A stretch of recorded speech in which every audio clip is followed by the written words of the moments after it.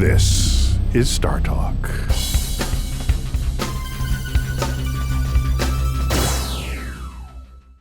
Welcome to StarTalk All-Stars. I'm your all-star host of the evening, Bill Nye. And on this episode of All-Stars, we're honoring Sir Isaac Newton, whose birthday quickly approaches. He was born on December 25th, 1642, as reckoned in Britain.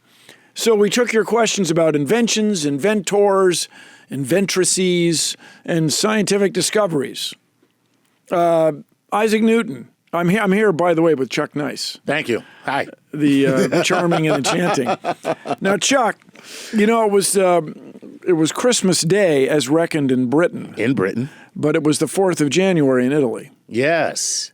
And, you know, that's because it's like, you know, it's a time zone thing, right? You know. Oh, it's a little like right now it's complicated. Like right now it may be what time is it here? Currently 1:30, and so, you know, it's not that central time.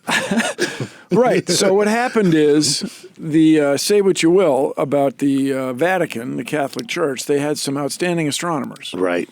And they realized that if you add a leap day every 4 years indefinitely, you're adding too much time. Right. And you may recall that so out of hand did it get that Pope Gregory XIII declared the 5th of October to be followed by the 15th of October. I remember that well. It was a while ago. It was a little while ago, but I remember it. That's just like it was, you know. 1572. Right, just like it was that. So the thing is, just imagine how this went down. So you're a tenant. Mm-hmm. And the landlord says, you owe me rent today. No, I don't. I don't owe you a rent for a week and a half. No, it says right today. here. Pope said it's today. Think of the conflict. That's some serious conflict. Yeah, but if you are, on the other hand, if you're a farmer, an agriculturalist, and you start doing everything a week and a half late, because you're just looking at the calendar, then things are messed up. Well, you're in big trouble. If you don't harvest when it's harvest time. They got a lot of rotten corn out there. Yes, or you planted too late. It's even worse. Yeah, it is. So the Pope was so powerful. How powerful was he? He threw out 10 days, and then they had this brilliant thing that they just thought deep thoughts about. We were talking about this before the show, and if those of you who aren't hip to this hipness, it's amazing. The year 2016, this year was a leap year. Yes. As was 2012. Okay. 28, 2004. Right. 2000, a leap year. But 1900, not a leap year. Not a leap year. 1800, not a leap year. Not a 1700, leap year. not a leap year. They agreed. On the century, not a leap year. Which is wacky. But they realize their scheme is that if you are not divisible by the number 400 evenly, you're a century, then you don't get to be a leap year. Yeah, okay. So crazy. So because they were adding a little too much time, about 11 minutes too much time every 4 years. That's a lot of time. Well, it starts to add up. Yeah. So the next adjustment, my understanding is, will be around 3080. Someone's going to have to take a meeting. And what would be the solution then in 3080? I think they'll have an extra day. We'll have a New Year's Day. A New Year's Day. Not part of January, not part of December, just a day. Oh, that's actually, that's kind of cool. It would be very cool. I know you have kids, but getting either of us, even your children, to the year 3080 is a challenge. You know, the way things are going now, I think getting any of us to the year 3080 may be a challenge. Maybe to get us even to 2020 will be might be a challenge to get to 20. Yeah. I know what you're saying. Yeah, exactly. So, Chuck, as is traditional. So anyway, say what you will. Pope Gregory XIII had this really good astronomers. Mm-hmm. A very good astronomical staff, and he made a decision, he stuck with it, and we're all with it. But in Britain, because of they just had their own Brexit. Rather. So this was the pre-Brexit Brexit. Well, they've never gotten along. This was their astrological Brexit. It's astronomical, please. Astronomical, I'm sorry. It's 17 nautical miles from Britain to the mainland, but they still think of themselves as this other thing, even now. So it wasn't until 1756 that the British guys and gals agreed to go along with the Gregorian calendar. Just think 100 years of not having the same calendar. How are you going to do business? Who's going to Write checks. I'll meet you next Tuesday. What happened to you? That's right. What happened? I waited all day. This check isn't good for 2 weeks. What do you mean? No, it's the day. What are you talking about? What I always tell everybody, I believe that Isaac Newton's mother believed that Isaac Newton was being born on Christmas Day. Right. I mean, so I like to call it Newtonmas. Isaac Newton's birthday is Newtonmas. And it's very happy. Right. There's no dispute about deities and their offspring and what continent it started on Right. and his or her ancestry. No, it's just Newtonmas. For unto us this day, or not, a child is born. There's a lot of child's borns. Right. No, but this is Cosmic Queries. Yes, it is. So we're here in the cosmos. We are here in the cosmos. And we're going to take queries. We have the queries. And you are the queeriest. I am the queeriest of the queer. That didn't go the way I wanted. The queerest of the queer. You are the guy who asked the questions. I am the queerest of the queer with the queries. And what we do is... He's happily married, 3 children. Yeah, you know. How long have you been married? Half of that is right. How long have you been married? I'll let everybody else be the decision. I've been married for 18 years. It'll be 19 soon. Congratulations. I think. So then the old me. joke, Congratulations to me. Yeah, your wife a little stressed. Condolences, maybe. Yeah, so the old joke, which I'm still charmed by, 19 years. Right. Been married 19 years. Yep. Some of them happy. Some of them, well, you know what? That's all marriage. I think that is the negotiation. All right, so lead on. So here we go. We have queries as they have been gleaned from all over the internet, no matter what it is, Twitter, Facebook, and our various incarnations. Those electric media, the kids. The kids. With their internets and phone machines. Their webs. That's right. So lead on. Nice shirt, by the way. Well, thanks. The first thing that we always do when we have a cosmic query is read a query from one of our Patreon patrons. And yes, Patreon. One of the social outlets. That is a social outlet where you can support us directly. And by doing so, we give you priority during our cosmic queries. Yes, we can be bought. Worth every penny. That's right. And if you want to support us directly as well, make sure you check out StarTalkAllAccess.com, where you can get access. Exclusive. To everything. To everything. You're absolutely right. Hence the term. Hence the term access. God, that is why you are Bill Nye the Science Guy. All right. Let's move on to our first one, which means let's start. Nick Safransky says this: Dear Dr. Nye, what is your opinion on the advancement of AI technologies? Is it hopeful or worrying, and why? Nick from Idaho. Where do you come down on the whole augmented intelligence? I'm all for it. You got everybody. What do you do? Let's say, I don't know what you do out there, but if you travel at all, you might go to an airport. Okay. And you go from check-in to the terminal on a train. That's right. The train has no driver. Oh, my God. And it determines how much torque to give to the electric motors depending on how many people are on board, how much they weigh, how much their luggage weighs, right? I did not know that. Sure. And then it slows down appropriately soon enoughly so that no matter how many people or how few people are on board, it works. I set my coffee maker to come on by itself. Right. And that's all good. Yeah. But what the future is, the coffee, thirdly, I have a thermostat. Right. That keeps track of how I set it. I set it this way Monday through Friday. I set it that way on Saturdays and Sundays. Right, because you may or may not be home as much. And I might get up later. Right. On Sundays, I have a little routine where I get up later. I listen to a certain radio broadcast. Oh, yeah? Press on. Okay. And so it keeps track of all do we do coffee when we get up? Yeah, we do. Okay. Yeah, we do. All right. Okay. And so what it does is it keeps track of all that, and it anticipates what I'm going to do the next weekend and the weekend after that. Okay. Right? So what artificial intelligence is, it's making decisions for you in the future based on what has happened in the past. Okay.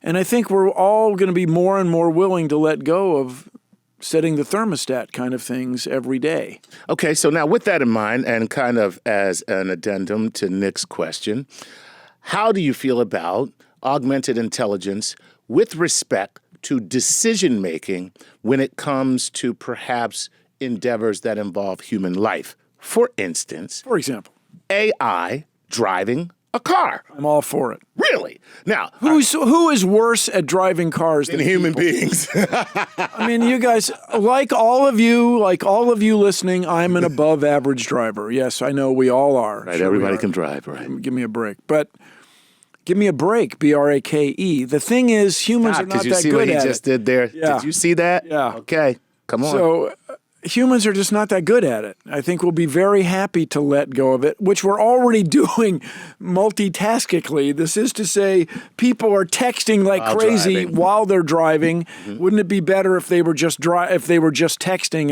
and the machine were doing the driving? And the machine were keeping track of the other vehicles and agreeing on who goes first through the intersection and who gets to cut in front of whom. It's funny, but I just read an article that said the pinnacle of that will be when every single car has it, because all the cars will actually communicate with one another. That's right. So it's Like not termites. like termites. Yeah, absolutely.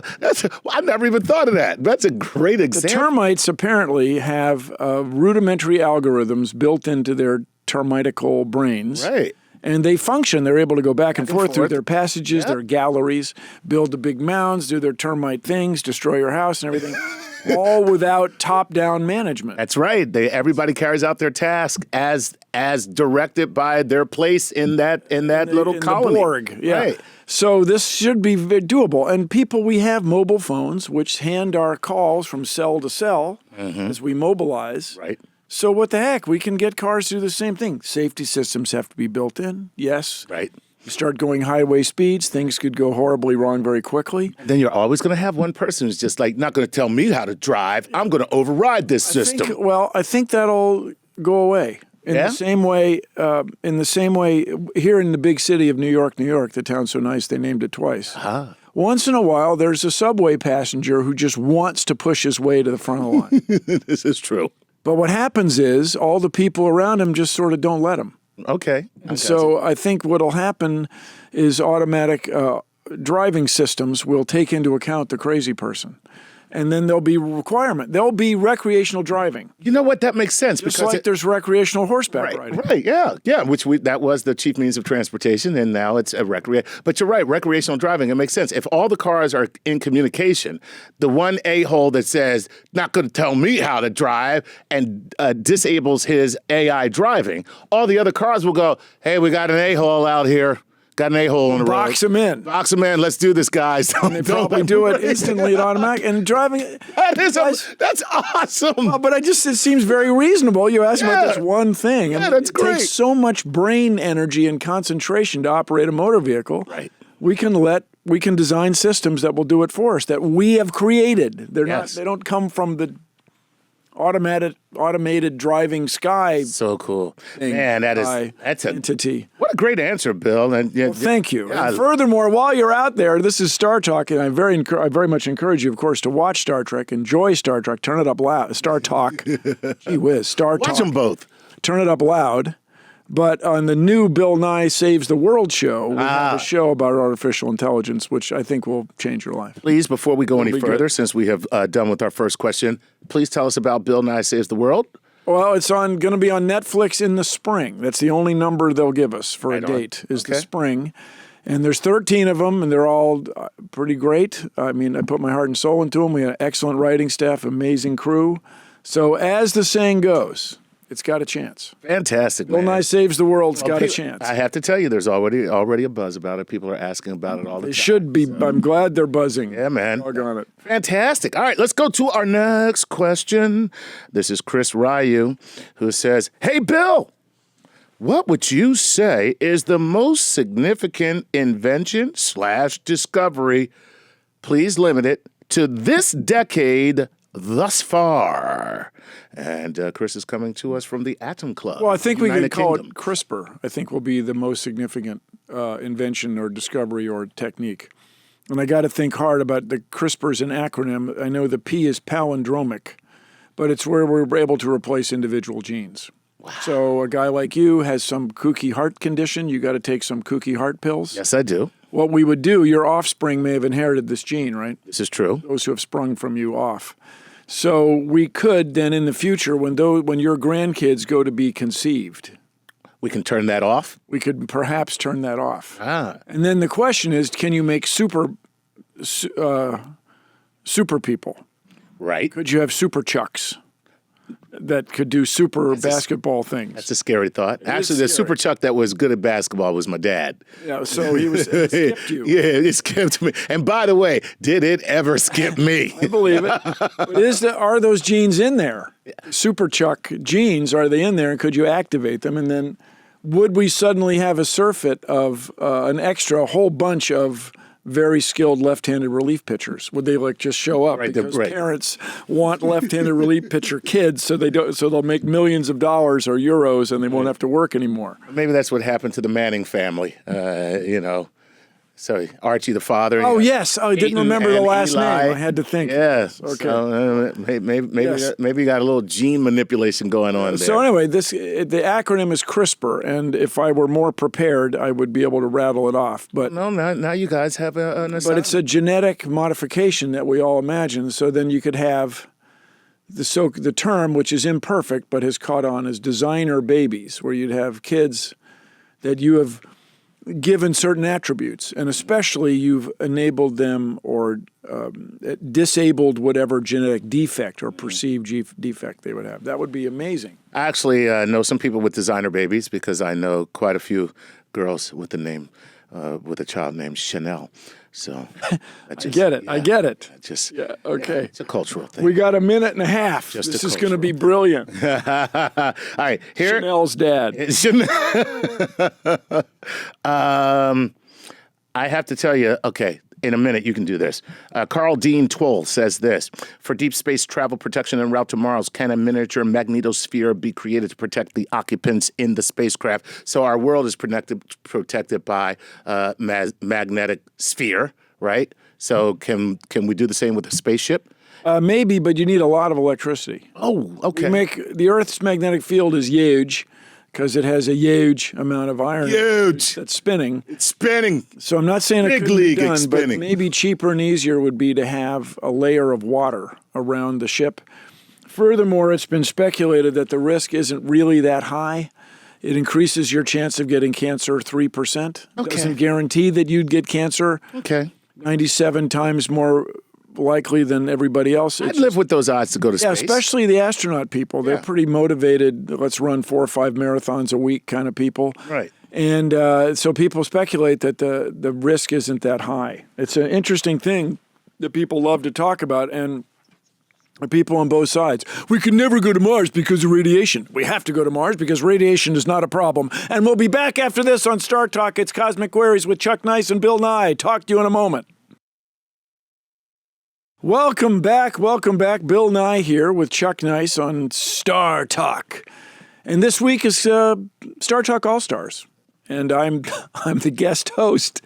Mistakes are made. I'm the guest host, all-star host with Chuck Nice, and the Cosmic Queries are where we take your inquiries from anywhere in the cosmos. That's right, anywhere in the cosmos. You can be anywhere in the cosmos. If you can get on the Earth's internet and send it in enough English characters or Roman characters arranged in English language, we will do our best for you. That's right, because in the end, it's all zeros and ones anyway. It is. Yep. It's troubling but empowering.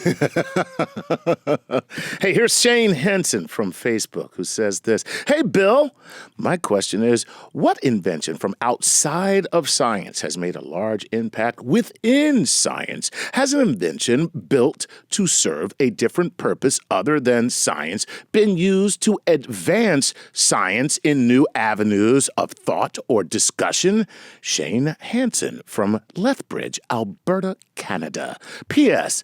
Bill Nye the Science Guy is what made science fun for me growing up. I still get excited whenever I see an episode. Thank you so much. Wow. Very sweet. It was very and heartfelt, right? Yes. Yeah, I mean, this... I'm palpitating. So what is outside? I think there's a pill for that. I think I take it for my heart. What is outside of science? So I guess what he's saying is, has there been kind of something that wasn't a scientific endeavor that led to a great scientific discovery? Well, I mean, nuclear weapons. Wow. God, that's not the answer I wanted. Well, I mean, even though you're right, that makes sense. Trying to understand the inside of atoms, right? Led to let's call it nuclear power. Nuclear power. Feel better. Thank you. Yes. Some of the energy right here, I think it's 19% of the energy in New York is made nuclearly. Yes. As a matter of fact, that we've just found out that the power plant, which is not very far from where we are, is not adequately protected. I'm shocked. No, everybody, not changing the subject. The Not going to change the nuclear industry just hasn't been that great at safety. And yes. What is that about? I mean, seriously. well, they got in a hurry, and plus, it's just seemed like such a great idea. Dig this stuff up, right? Fission it, make electricity, put it back in the ground. What could go wrong? Exactly. Stuff goes wrong. Anyway, that aside, what invention came from outside of? I mean, it depends what you want to exclude. What do you call an invention? You know what do you want to exclude? But to me, the greatest go ahead. Has there been like some, I don't know, crazy cooking discovery that led to something in the medical world? You know what I mean? Like, we found that by cooking the bark of a certain tree cures this particular ailment. Oh, that's then we were able to distill that essence and make a pill out of it, something like that. Willow bark became aspirin. Get out! You're right. Yeah, but is that? I forgot about were the willow bark investigators and investigatrices, were they not doing science?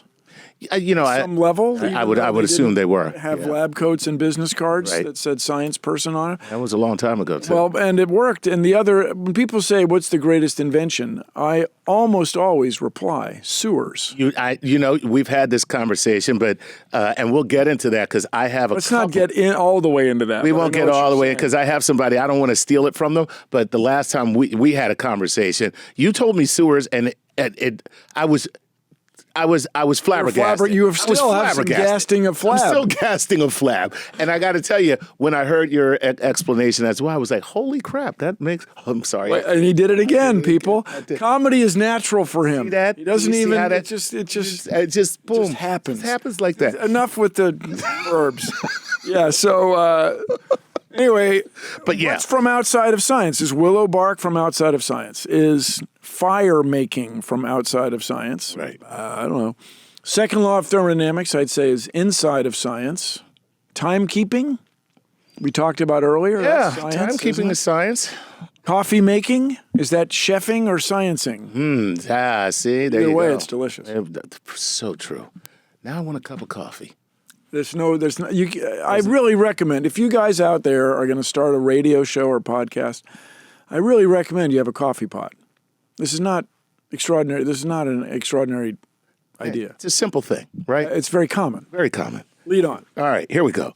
Well, Shane, good question. We didn't really get to an answer, but yeah. Well, it's a tough one. I don't know what's outside of science. Yeah, what's outside of science? Everything is science when you think about it. So that's what we're saying. That's really what we're saying. That's what we're saying. Everything is science. Okay.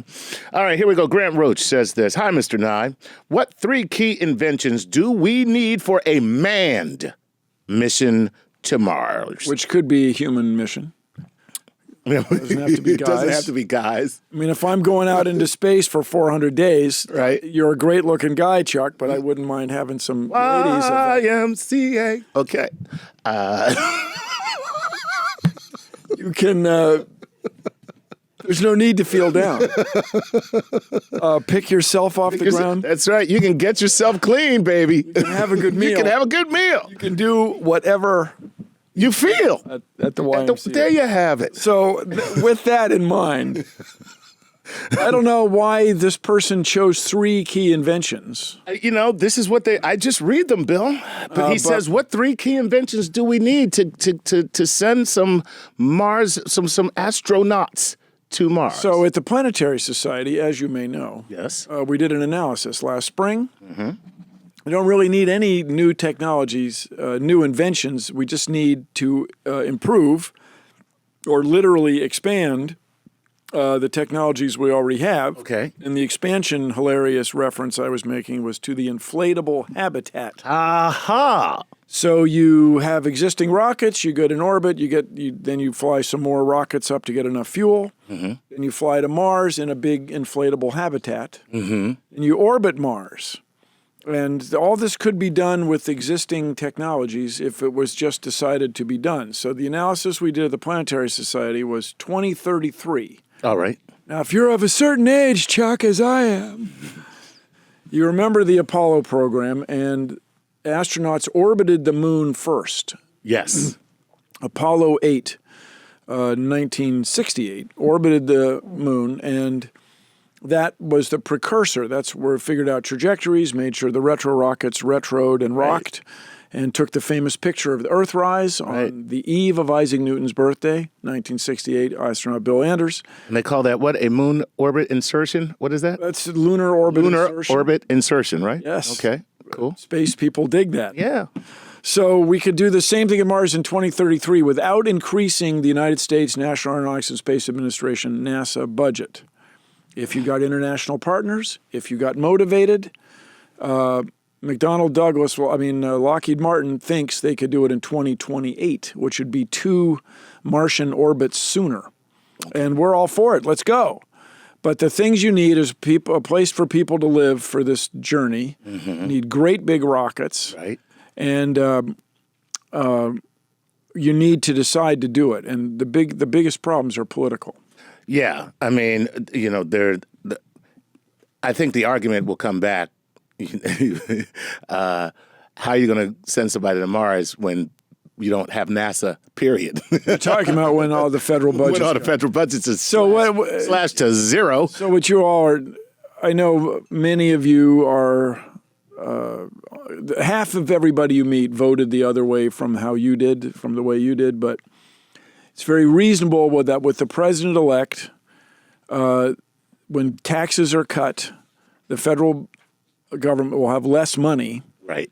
And programs will be cut. And one of the things that's going to be cut first will be earth science. And then how far is it from earth science to deep space exploration? And then how far is it from... And then in general, there'll be short-term gains where infrastructure gets invested in, but then there'll be inflation. And the inflation then will put further pressure on the space program. There you go. So it's... but there are some people who actually... up economics. Some people feel like that is actually necessary because the idea behind smaller government is starve the government. And by starving the government, you cause a proliferation of private sector activity. And so where NASA will not be able to do what they're supposed to do, you'll have private sector entities that will step into that vacuum and find a way to make money sending a spacecraft to Mars. We'll see. You may be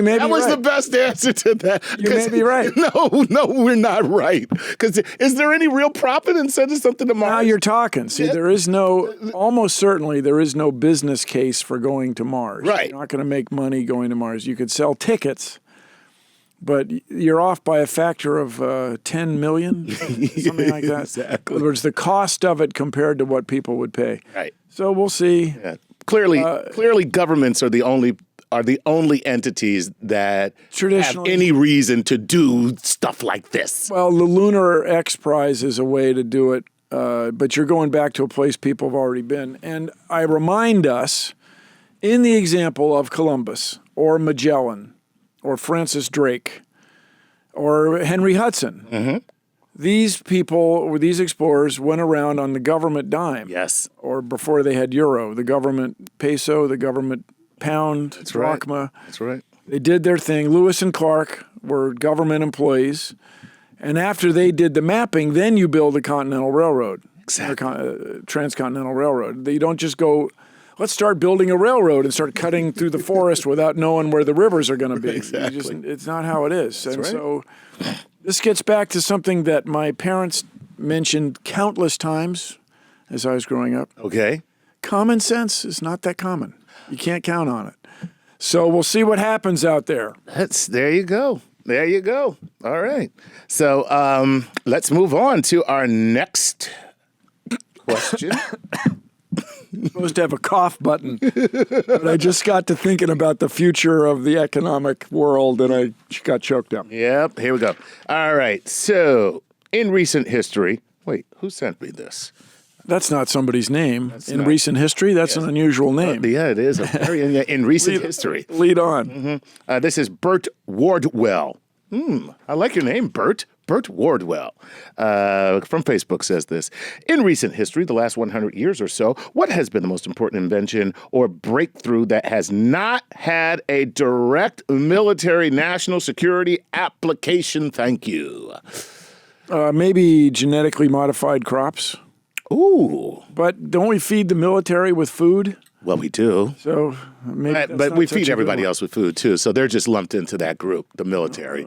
Lumped in. Unlike my mashed potatoes. But I think it has a cynical quality to it, that query, doesn't it? Yes, because what he's saying is basically, unless we're making something to destroy one another, we really don't tend to have advancements. Here's an example from my own experience. I don't know if this will really do it for you, Bert.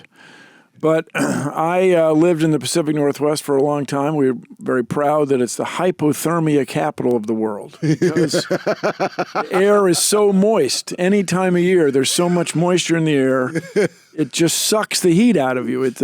Moist air conducts heat, or water conducts heat 25 times more strongly than air. That's why wicking technology is so important. So we had this state-of-the-art technology. At first was Filson, which had this tin cloth, they call it, this waxed cotton cloth, and moisture will pass through it.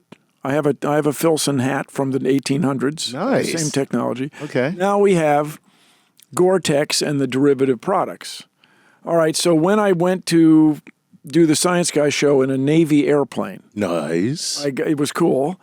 We did the Navy training. I swam around the pool with boots on. I wore a flight suit. It was just so cool. Yeah. But then the Navy had this very primitive keep warm technology. When you have to parachute out of your fighter plane over the middle of the ocean and get in a rubber raft and hope somebody finds you. Right. It was all this very heavy wool. But now the Navy has Gore-Tex. Right. So which came first? Bert.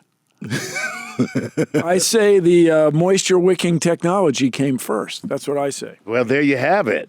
Wow, that's pretty cool, man. I'm jamming there. I'm working hard because that same Teflon stuff is used to insulate wires in aircraft because when it burns, it doesn't make very much poisonous smoke. Wow. If it isn't one thing, it's something else. Something else. That's the world's a dangerous place. That's what we're learning here, people. The world's pretty great. It's much safer than it used to be. That is for sure. When you live in the developed world, anyway. If you live in a war zone, it's a bit of a drag. Wow. Yeah, this is true.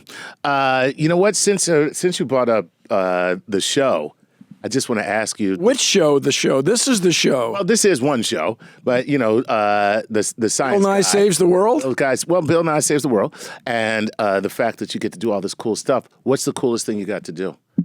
Well, you're never going to say your favorite thing because then you're going to think I didn't enjoy the other things. But flying around in the Phantom. I mean, no, the Phantom. The FA-18 Hornet, fighter attack Hornet airplane was pretty freaking cool. Yeah, that's really cool. It's the Blue Angels. They fly upside down, they fly this way. And the Blue Angels recently had a difficulty. But in those days, it was fantastic. You fly, really, you guys, less than a meter, less than 3 feet from the other plane at 400 knots. It's crazy. It's insane. And as I always say, wait a minute, are those guys actually just flying that way, or is it like computers? No. And they take great pride. It's hard dudes. They're just they don't even wear G suits. They don't have suits that inflate to keep them awake. Right. They lift weights and stay so fit that they can hold the blood in their brains. And nice. With that, Chuck Nice and I will be right back. Welcome back. I'm Bill Nye, guest hosting on StarTalk Cosmic Queries All-Star Edition. And I'm here, of course, with the remarkable and exciting Dr. Chuck Nice. Well, thank you, Bill. And here we take your inquiries from anywhere in the cosmos. You could be in orbit around Saturn. If you can get your query onto the electric internet machine, roughly in English, we will take your question and do our best. You could be on Proxima Centauri someplace. Yes, and we're around Proxima Centauri. And we're here for you, man. There you go. There you go. Entity person. Proxima be cool. Sure it is. So right. give us one, Chuck. Here we go. This is Sheldon Novak. And Sheldon, we actually touched upon this earlier in the show. I already know the answer to it, but I'm going to give it to you. He already knows. I already know the answer because you and I have actually talked about this before. Sheldon says, Bill, in your opinion, what has been the most important invention ever? Well, Chuck, give it to us. And it is sewers, as Bill says. That's my opinion, which is his correct. opinion. And please, I love this conversation because I have to tell you, the first time I ever heard you say that, I'm like, really? Well, just you wouldn't have cities. And without That's right. cities, you wouldn't have this show. And by that, I mean people have to collaborate to make these extraordinary advances in science and technology. Once in a while, there's a lone inventor out in Utah or Idaho who invents television, Philo T. Farnsworth in this example. But even he benefited from cities and factories near cities where people went to work and worked together to do extraordinary things. Mm-hmm. And so if you're going to have people in cities, you got to have waste management. Absolutely. And that's why I mentioned sewers. Yep. And they're subtle. They seem straightforward, but you got to plan for them. You can't just build a city and then think, let's go back and put it. Let's go back and put in some sewers. You got to start with the sewer and work your way up. As we know, if you've ever been to India, you'll find out exactly how important what Bill just said really is. It's really hard for us from tough. the developed world. Oh, man, it's tough. So, no, I love that answer, And, sewage is something that you take for granted until you don't have it. Yeah, and plumbing you take for granted until it doesn't work. Holidays and the sink stopped up and so on. Yep. And so this stuff is straightforward, and the ancient Romans had it, sewers and water management technology, but you gotta plan for it. You gotta take it into account. It's got to be an important thing to you and your society. There you go. So there you have it, Sheldon. It's sewers, baby. So keep your mind out of them. And remember to appreciate them. Okay, Mike Jividin. Poem by Dr. Chuck Nice. All right, Mike, he's got a question. Mike Jividin says, Mr. Nye, on the topic of climate change, what problems do we face that could possibly be solved by new inventions or refining old technology? This is the so-called softball question. Thank you, Mike. Yes. So here's what we want to do. Okay. We want to provide renewable electricity to everyone in the world, reliable renewable electricity. Okay. We want clean water for everyone in the world, and we want access to the internet or whatever the future of the electronic information sharing So system now why is. is that important? Because I understand the other two, but why access to the internet? Because then That seems like a luxury. No, it will democratize everything. Right. So what we want to do, we have, when I was a kid, there were 3 billion people in the world. Now there's 7.5 billion people in the world. By 2050, there'll be 9 or maybe even 10 billion people in the world. Wow. Where are we going? Half of those people are going to be girls and women. Yes. So if we want to provide a quality of life for girls and women, we need to provide education. And the way to get education to everywhere in the world is through the internet. So true. All right, so that's what we want to do. So here's the thing of it. Here's the claim from me in the engineering community. We have the technology today. We have the wind and the sun and geothermal and a little bit of tidal energy to run the whole place renewably if we just decided to do it.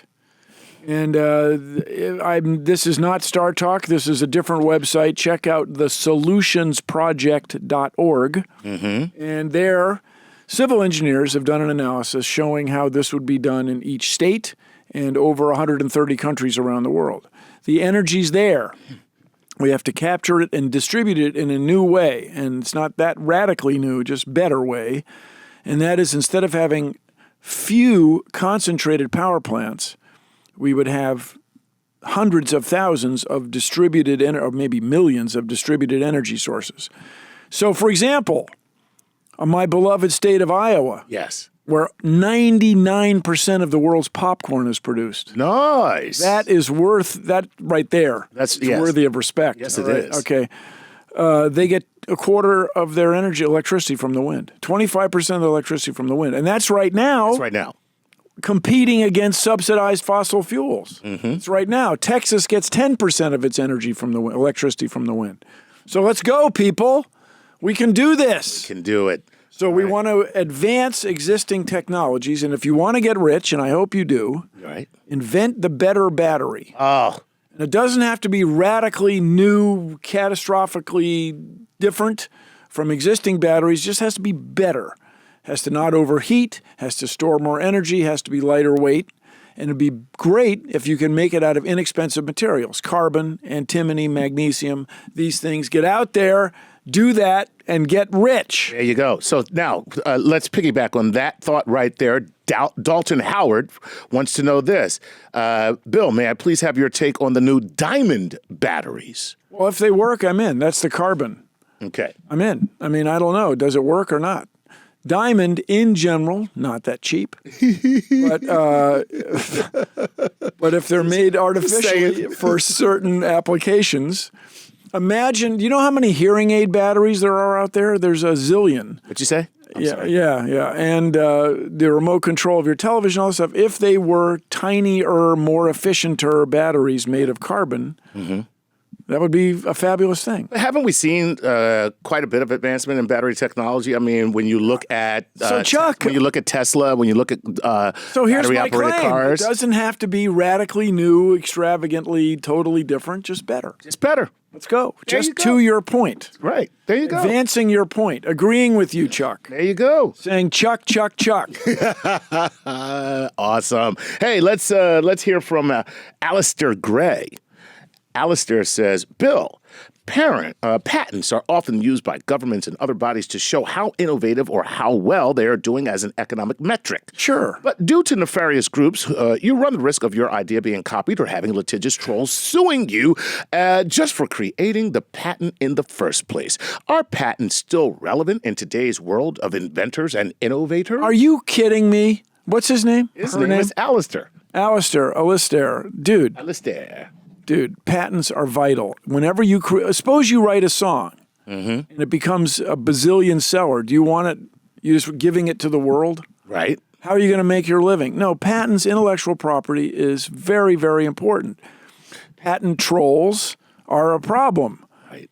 The difficulty of getting a patent is a problem in a way. But if you're out there and you have a great idea and you want to patent it, and I do not get any royalty from this organization, but start with LegalZoom.com. Really? There's routine paperwork. To help you file? Fill it out, then you have 2 years to get it done for real. Okay. So, but everybody, if you have that great an idea, another thing to have is a business plan. Don't just patent it and expect the world to come to your door with cash. Yeah. No, you got to figure it out how you're going to take advantage of it, how somebody else isn't going to take advantage of you. It's business. It's what we do. We're humans. This is our thing here. Okay. Kids today. Hey, I'm checking the clock. Yes. And I'm thinking about sparks. Thunderstorms. And tremendous amounts of energy and rising columns of air. A tempest, it seems like. And static electricity discharging itself to the ground. Sounds a lot like a maelstrom with lightning. Yes. Oh, the lightning round, Chuck. The lightning round. Hit me the lightning round. Here we go, Bill. Let's start with our first lightning round question from Aaron Seth Graham, who says, hey, Bill, do you have an idea for NASA's recent space poop challenge? No. Okay, good. And we're moving on. Somebody does. You want to recover the water and isolate the bacteria. That's what you want to do. Get on it. There you go. And since he called the space poop challenge, I got to use this other lightning round. This is Edwina. Who is it? Edwina. Edwina. The lightning round notification. Thank you, Edwina. Here we go. Very thoughtful. She's a rubber chicken. Rubber chicken people. With electronic sound making yes, technology. Exactly. It's amazing. All right, let's move on. Is it electronic or is it pneumatic? No, it's just air passing through a diaphragm. Pneumatic. Pneumatic, is that what that's called? Pneumatic means having to do with breath. That's breath.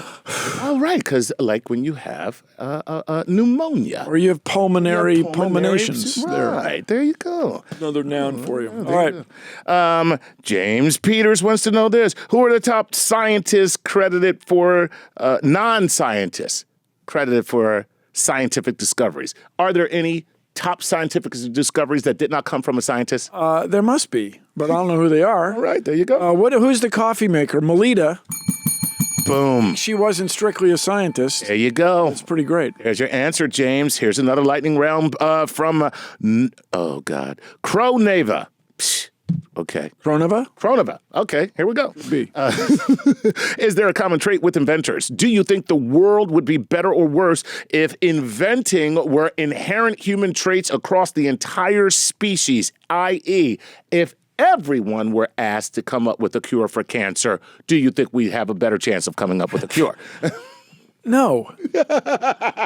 No, in that one example, everybody is an inventor. Everybody solves little problems all day, but solving cancer, I think you have to know a lot about medicine and stuff. That takes a few minutes in medical school and things. There you go.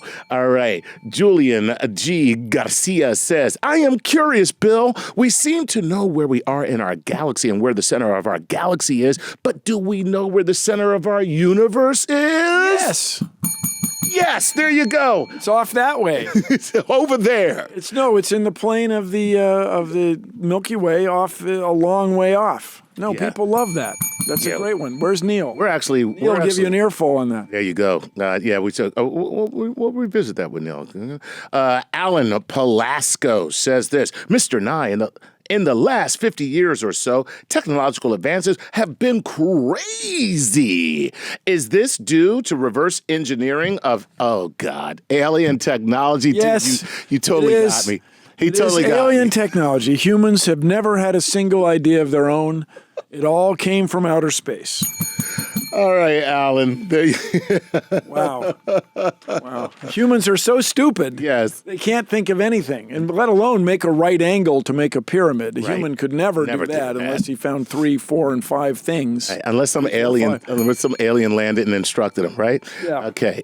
James Cultus says this, Hey, Bill, what invention would you like to see in the future? Are there any scientific discoveries that keep you up at night? Yes. I want to find life on another world. Now, if that's an invention, but I would like to enable that. There are probably going to be some inventions involved in creating a robotic rover. It can go to Mars, go up to the recurring slope lineae, the stream, RSLs, and sniff around. Because everywhere there's moisture on Earth, we find something alive. Is there moisture? I mean, there is moisture on Mars. Is there something alive there? Whoa. All right, and getting down near the end here, Chuck. Yeah, we are. 30 seconds. Let's hit it. Let's hit it. 30 seconds. Let me put my own personal addendum on that last question. Do you think the discovery of extraterrestrial life will cause us to descend into chaos or bring us all together? Bring us all together. Really? Yes. Okay. Like to discover any other discovery in medicine.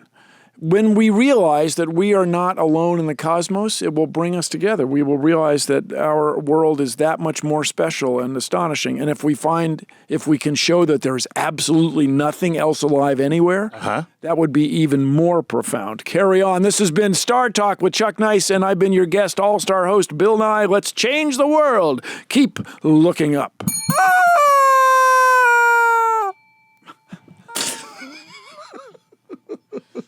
It's art. It's art, people. This is StarTalk.